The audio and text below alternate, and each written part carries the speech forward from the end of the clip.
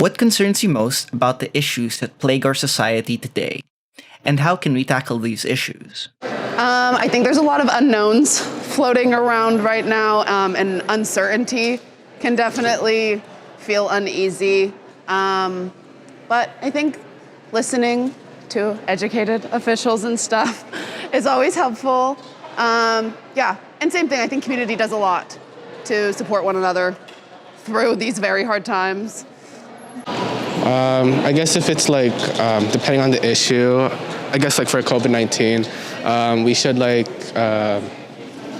focus on like the regulations and then respect all the laws that are and policies that are out there, and also just to cooperate really well and to communicate, like social distance and then like mask. I think that's like an example of like how to keep our society more safe and secure and stuff like that.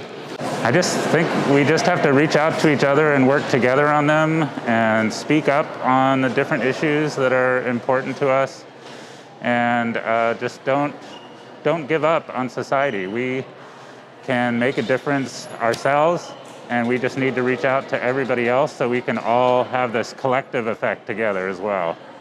I don't feel good about the conflict in Ukraine these days, because what happens is that, like, since Second World War, we've been pretty much all right. We had the longest peace we ever had in the history of Western world, perhaps.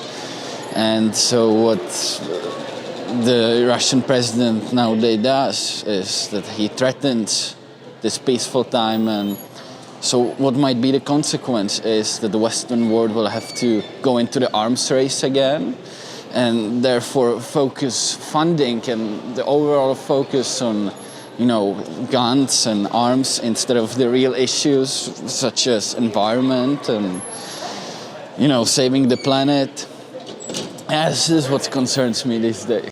I was talking about this a few days ago, actually, with a friend regarding LGBTQ and what's been happening. Because I know in India, people are pretty much getting killed for coming out, as on any spectrum. And I think that's something that needs to be solved. And I do know, as a person who is Indian, that the Prime Minister isn't willing to do anything at this time. And that's really dangerous because there are lives at stake.